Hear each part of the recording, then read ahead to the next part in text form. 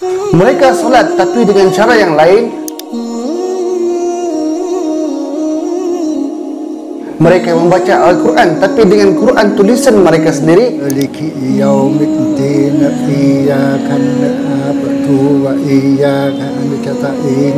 Mereka juga berpuasa di bulan Ramadan tapi hanya 3 hari awal. Mereka juga berdoa pada kubur dengan cara yang berbeza. Dan mereka mengaku sebagai Islam.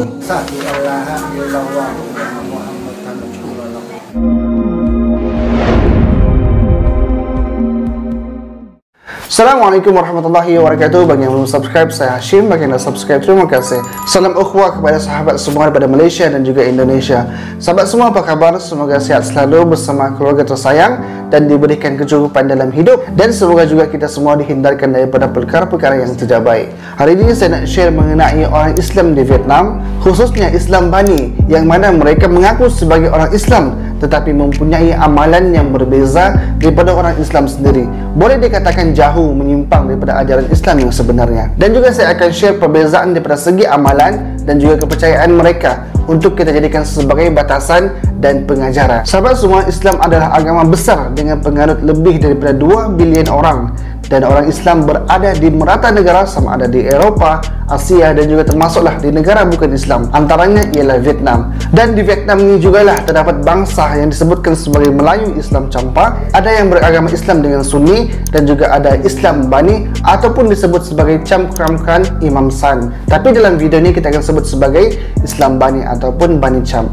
Bani Cham ni terletak di utara Vietnam. Mereka menggelarkan diri mereka sebagai Islam Bani sebagai tanda keturunan daripada keluarga mereka, kiranya agama keturunan nenek moyang mereka lah. Dan menurut beberapa penyelidikan, orang Melayu Campa sendiri adalah penduduk asal Vietnam. Dan 2 agama yang datang daripada luar masuk ke Cham, iaitu pada abad ke-7 ramai yang menganut agama Brahmanis. Tetapi pada abad ke-16 ramai pula yang berpindah memeluk agama Islam. Campa adalah negara tertua yang kemudiannya hancur dan penduduknya lari disebabkan berlakunya perang, khususnya perang saudara Viet selama beberapa dekad. Dan di zaman kegemilangan kerajaan Campa ni, datanglah pedagang Arab Muslim dan pendakwa-pendakwa, maka terjadilah perkahwinan campur dan wujudlah Islam di negara Vietnam. Untuk pengetahuan semua, di Vietnam ni ada 54 etnik, salah satunya adalah Melayu Campa. Dan di Vietnam juga terjadinya perkahwinan campur antara bangsa Campa ni dengan etnik-etnik yang lain. Maka bangsa Cham ni boleh dikatakan terdiri daripada 3 golongan. Yang pertama adalah Cham Islam yang membentuk hampir daripada 85% daripada keseluruhan bangsa Cham, dan majoritinya adalah Islam Sunni macam kita di Malaysia lah. Yang kedua adalah Cham Balamon, iaitu menganut agama Hindu dan Buddha yang membentuk kira-kira 20% daripada penduduk Cham. Dan yang ketiga adalah Cham Bani yang mempunyai lebih dari 40,000 orang penganut pada hari ini. Menjadi persoalan, kenapa wujudnya Islam Bani ni? Sahabat semua, dulu kerajaan Campa ni besar tetapi telah diserang oleh Empire Mongol pada tahun 1257 sehingga 1258. Mongol juga menyerang Dai Viet, tapi Mongol berjaya dikalahkan. Mongol tidak dapat mengambil Dai Viet dan juga tidak dapat mengambil kerajaan Campa. Walaupun begitu, bagi mengekalkan kestabilan negara dan keselamatan, kerajaan Dai Viet ni dan juga kerajaan Campa bersetuju untuk membayar ufti kepada Empire Mongol pada ketika itu. Kiranya Dai Viet ni dengan Campa ni dia dekat je, yang mana sekarang ni adalah Vietnam. Maka pada ketika itu kerajaan Campa berkembang, majoritinya adalah Islam.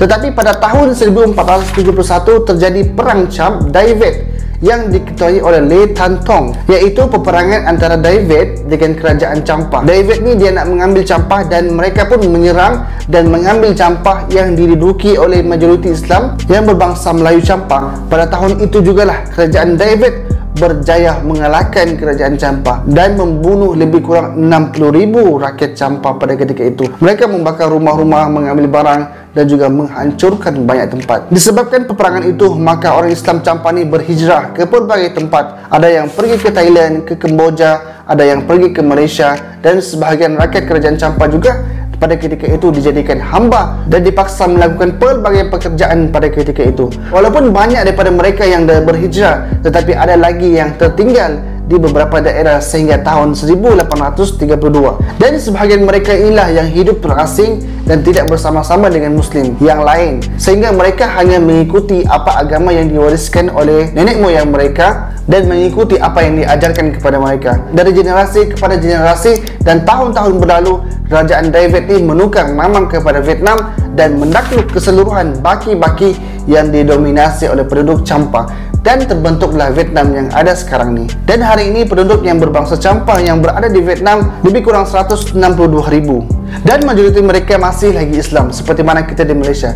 Tetapi lebih daripada 40,000 adalah Islam Bani, iaitu Islam yang diwariskan oleh nenek moyang mereka. Jadi Islam Bani ini secara asasnya mengaku sebagai Islam tetapi tidak menerima Islam secara keseluruhan daripada segi amalan dan juga kepercayaan, kerana mereka hanya mengikuti apa yang diwariskan oleh nenek moyang mereka, dan juga mereka menolak untuk berubah. Jadi sahabat semua, kita akan membincangkan apakah perbezaan di antara Islam Bani dan juga Islam Sunni yang kita anuti di Malaysia. Pertama sekali ialah daripada segi kepercayaan. Pada asasnya mereka percaya bahawa Allah itu adalah Tuhan. Dia cakapnya yang pertama tu berjanji dengan Allah. Allah tu yang satu. Allah tu yang satu, yang kedua tu janji ke Muhammad sallallahu alaihi wasallam. Berjanji kalimah la ilaha illallah Muhammadur Rasulullah. Dan mereka juga percaya yang Nabi Muhammad adalah Nabi dan juga utusan Allah.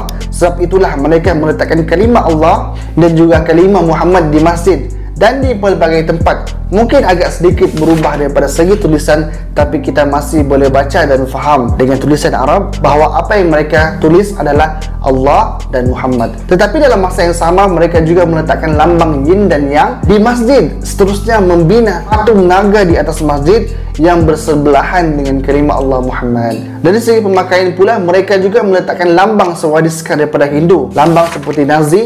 Dalam kepercayaan mereka, mereka menyembah dewa Po Nagar yang menurunkan hujan. Jadinya mereka menggabungkan antara Islam dengan Brahmanis, iaitu tradisi keagamaan India kuno yang muncul daripada agama Veda yang terdahulu oleh kerajaan pada zaman itu yang bernama King Porom. King Porom ni hidup 1627 dan meninggal pada 1651. Porom ni juga telah mencantumkan menggabungkan Islam dan Brahmanis untuk menyatukan rakyatnya yang mempunyai pelbagai perbezaan yang tidak bertoleransi pada ketika itu sama sendiri dan membawa bahaya kepada negara. Maka King Porom ni menyatukan antara Islam dan juga Brahmanis. Islam Bani ini mereka mempercayai Allah dengan Depo Nagar adalah sama kedudukan. Sebab itulah kita boleh nampak mereka menyembah Allah untuk meminta zuriat dan benda-benda yang lain.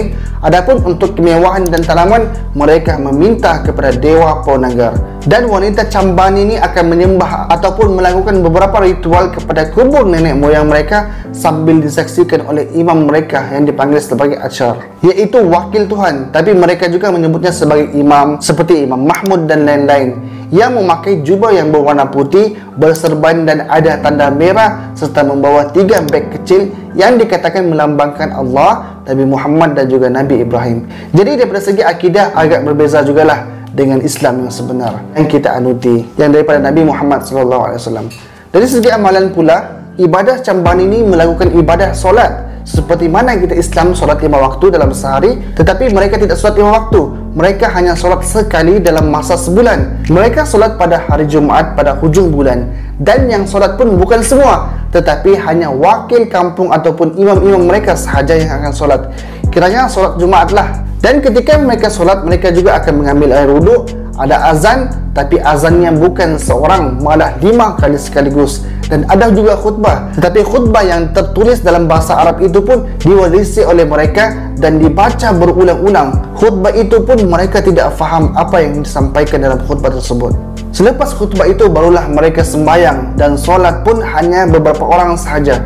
Gerakan solat dan ibadah Bani Cham ni seperti solat kita, membaca Fatihah dan surah-surah yang lain, tapi agak laju, dan rukuk pun nampak tak macam rukuk, dan sujud 2 kali. Tetapi bila mereka sujud tidak sampai ke lantai. Ada juga duduk tahiyat akhir. Selepas bagi salam, mereka akan zikir menggunakan tasbih dengan laju, dan barulah mereka berdoa. Dan ketika doa, mereka akan angkat tangan di atas kepala, serta para wanita pun melakukan sujud gaya Tibet. Dalam masa yang sama, mereka juga akan berdoa seperti orang Islam, yang itu menadah tangan, yang mana kita boleh lihat ketika mereka solat. Kiranya mereka boleh berubah-ubahlah dan agak berbeza daripada Islam yang sebenar. Kaum Chambani ini juga berpuasa di bulan Ramadan serta beriktikaf di dalam masjid, dan masjid mereka pun meriah hanya ketika solat Jumaat sekali sebulan, dan juga bila berlakunya bulan Ramadan, Kalau hari-hari biasa, maka masjid akan tertutup selalu. Orang luar pun tidak dibenarkan masuk ke masjid. Ada Allah Muhammad juga. Oh, tidak bagi masuk dah. Ya, tidak kita masuk dalam dah.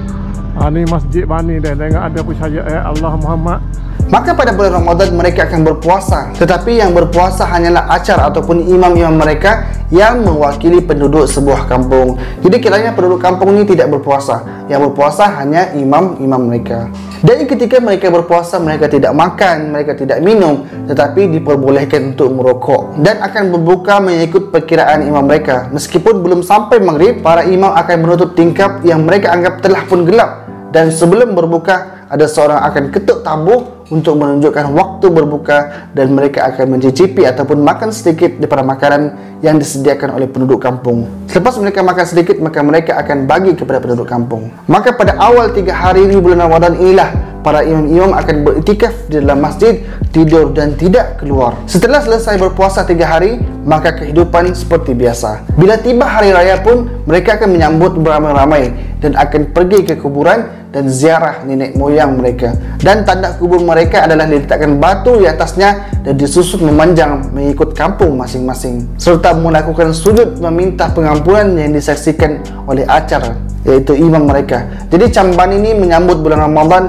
dan hari raya dengan meriah. Sahabat semua, seterusnya mereka juga zakat yang hanya dibayar mengikut apa yang imam mereka sebutkan. Dan juga mereka melakukan haji, juga termasuk dalam kewajiban mereka. Dan tempat haji adalah di Mekah. Disebabkan kurang kemampuan sebelum ini, maka tidak ada yang pergi haji lagi daripada Bani Syam. Tetapi telah pun dipecahkan dan menjadi sejarah disebabkan seorang imam mereka telah pun ke Mekah dan dibantu oleh penduduk Islam Sunni di kawasan kampung tersebut. Ada juga orang sini yang pergi macam umrah ke atau haji di Baitullah di Mekah? Alhamdulillah, dia satu orang yang pertama saya yang hantar dia. Oh, ya. Yang pertama pergi umrah tahun 2010. Saya hantar dia. Jadi tanya dia apa ni, macam mana perasaan bila dapat pergi ke umrah di itu, apa dia rasa? Macam mana dia tengok suasana orang umrah orang lain dengan dia, ada rasa beza tak? Lau bên nào umrah nan boh cảm nhận bên. Phía nào umrah đó là thế nào tan nước là phê, nó tan được của nó phê, nên là mong tung chan thì nó mong vì thế nước này. Pak nan ya kok thầy nó boh kok thầy là boh loh thầy là mong là thầy mong Pak Chan ya. Dia rasa apabila sampai tanah kubur Nabi, tanah Rasulullah sallallahu alaihi wasallam tu, jadi dia ada rasa macam insya macam apa, itulah kepala yang kita ikut sekarang. Jadi Bani Cap ni melakukan syahadah, solat, puasa, zakat dan juga pergi haji. Cumanya semua yang mereka lakukan itu adalah jauh berbeza dengan Islam yang sebenar. Antara amaran lain ialah berkhatan, pisau daripada bambu disediakan dan dibacakanlah doa-doa. Akan tetapi burung itu tidak dipotong. Apa yang mereka lakukan hanyalah simbolik sahaja. Maka kita sebagai orang Islam bila berkhatan potong, maka kita akan potong. Tetapi Bani Cham ni mereka tidak akan potong, hanya simbolik sahaja. Amalan lain ialah Bani Cham di Vietnam ni juga akan melakukan ziarah kepada Imam San dan meletakkan kain putih di atas kubur dan diselitkan duit supaya berkah. Imam San adalah wali yang mereka katakan sebagai pencetus berdirinya agama Bani Cham yang meninggal pada abad ke-19. Dan ada beberapa lagi amalan yang mereka lakukan. Secara asasnya, Camban ini telah pun ditegur dan dinasihati oleh Islam Sunni, dan kalau di Kemboja difatwakan sebagai sesat oleh mufti di sana. Akan tetapi mereka marah dan tidak mengiktiraf Islam sebab mereka lagi maju, dan kalau diajak untuk berjumpa, banyak yang menolak. Hanya beberapa orang sahaja yang menerima secara terbuka, antaranya Imam Mahmud yang mana dikongsikan oleh Pak Julfi. Boleh kata Islam Bani ini macam Islam keturunan. Dia tak pakai dah berarti pendapat orang lain. Jadi sahabat semua, marilah sama-sama kita belajar agama dengan baik. Agama Islam ini kena dipelajari. Ia tidak datang sendiri dan hanya ikut-ikut. Nanti akan berubah ataupun diubah. Islam ni Allah jaga. Walaupun dah 1400 tahun, tetapi Al-Quran tidak sekalipun berubah dan tetap sama walaupun di mana ia diletakkan. Ajaran Islam pun sama di pelbagai negara. Cumanya ada manusia yang sengaja menokok tambah dan mengurangi sesuka hati. Sabda Rasulullah sallallahu alaihi wasallam, "Taraktu fikum amrayn lan tadillu ma tamassaktum bihima, kitaballah wa sunnata rasulih. Sabda Rasulullah yang bermaksud, aku tinggalkan kepada kalian dua perkara yang kamu tidak akan sesat dengannya, yaitu kitabullah Al-Quran dan sunnah, yaitu sunnah baginda Nabi SAW. Sahabat semua, Islam tidak perlukan kita, tetapi kitalah yang perlukan Islam dalam hidup, sebagai satu cara hidup yang bersesuaian dengan fitrah kita. Jadi semoga Allah memberi petunjuk dan juga hidayah kepada generasi Bani Chamni dan juga kepada kita semua untuk kembali kepada Islam yang sebenarnya. Semoga Allah memberikan kepada kita juga kebaikan dunia dan akhirat. Amin amin ya rabbal alamin. Jadi cukup sekitar itu sahaja. Jika ada cadangan untuk video seterusnya, boleh komen di bawah. Assalamualaikum warahmatullahi wabarakatuh. Jangan lupa untuk share.